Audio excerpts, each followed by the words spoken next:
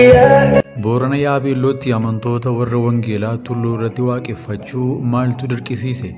Godina Booranaa tulluu magaalaa Yaabeelloo biratti argamu tokko irratti viidiyoo fi suuraawwan yeroo namoonni of kennanii waaqeffatan miidiyaa hawaasaa irraa bal'inaan naanna'uu kan jalqabee bubbuleera.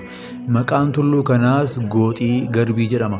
Namoonni dhibbaan lakkaa'aman tulluu kana gubbaatti osoo kadhatanii fi faarfatanii viidiyoon agarsiisu yeroo hedduu miidiyaa hawaasaa irratti ni qoodama. Viidiyoo kana irratti ijoolleen dargaggoonni, dubartoonni, ijoolleen xixiqqoo baatanii fi jaarroleen illee tullicha gubbaatti wal gahanii yoo waaqeffatan ni mul'atu. Namoonni kunneen ganna roobaa keessa yeroo bonaa immoo aduu keessa dhaabbatanii waaqeffatu.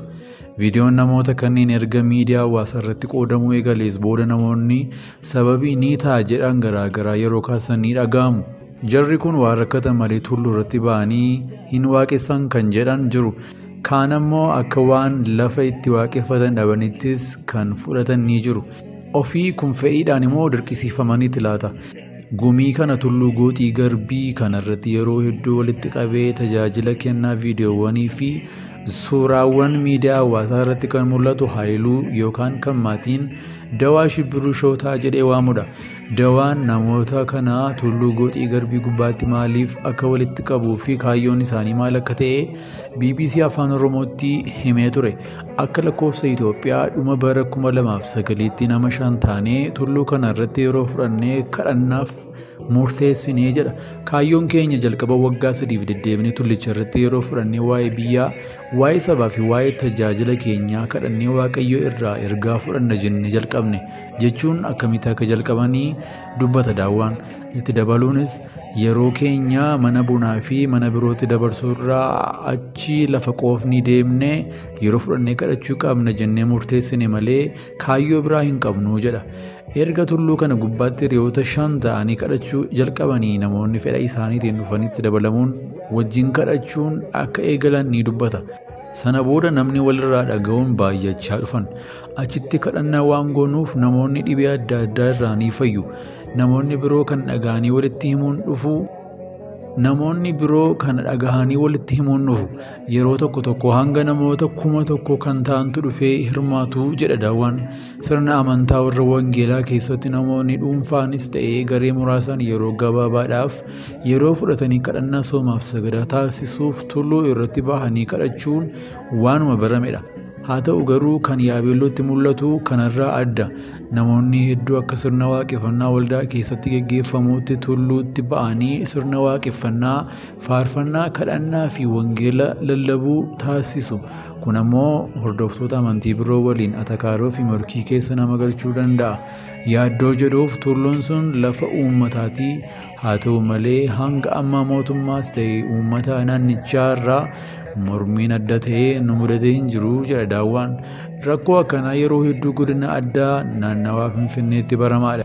Eebila 8 bara 2022tti magaalaa Galaanitti namoonni taabotatu asitti argame jedhanii lafa uummataa irratti waaqeffannaa eegalan bulchiinsi magaalaa tarkaanfii fudhatee dhaabsisuu isaa ni yaadatama.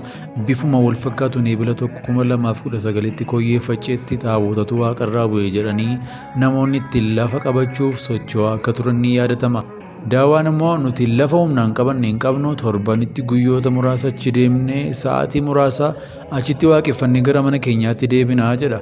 Namoonni kadhannaadhaaf tulluu Gooxii Garbii irratti walitti qabaman kun yeroo hedduu aduu, roobaa fi dhukkee keessa osoo dhaabbatanii yookaan ta'anii mul'atu. Bakka sanatti waan akka dahoo teessuma godhachuuf qarshii nu barbaachisa. Kanaaf immoo gara fuulduraatti yoo ta'e malee ammatti guutuu hin dandeenyu jedha Daawaa Shibbiruu. Akka Daawwaan jedhutti tulluu kana gubbaatti sirna waaqeffannaa isaanii qofaa osoo hin taane bakka isaan itti kadhatan irraa xiqqoo siqee iddoon waaqeffannaa sirna aadaas ni jira. Kana ilaalchisee wal dorgommii amantii hin ka'u gaaffii jedhuuf naannoo kanatti waaqeffannaa sirna aadaatu gaggeeffama jedhuun mormiin yeroo tokko nurratti ka'ee ture. Garuu nuti callisneetuma kadhannaa keenya itti fufnee jedha. Gara fuulduraatti ammoo bakkicha giddugala kadhannaa gochuuf karoora akka qabaniif mootummaa irraas eeyyama gaafachuuf akka jiran dubbata. Daawwaa Shibbiruu tajaajila amantii qofaa osoo hin taane hojjetaa mootummaati. Godina Booranaa magaalaa Yaabeelloo waajjira bishaanitti hirmaannaa uummataa irratti akka hojjetu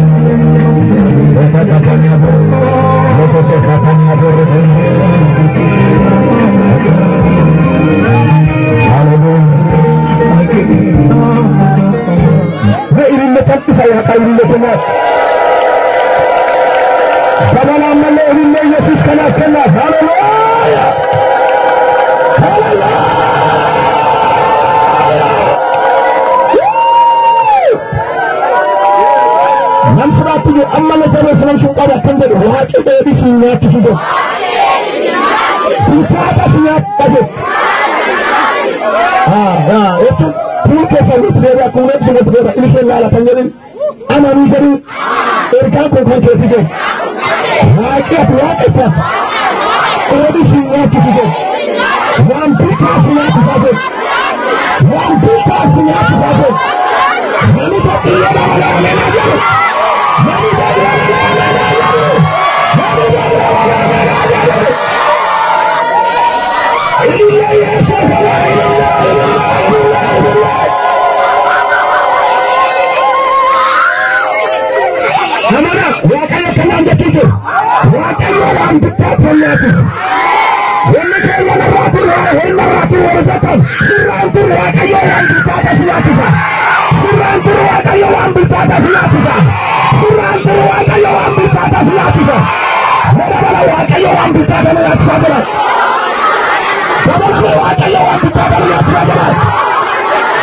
Amana wa kayo ang pitata sa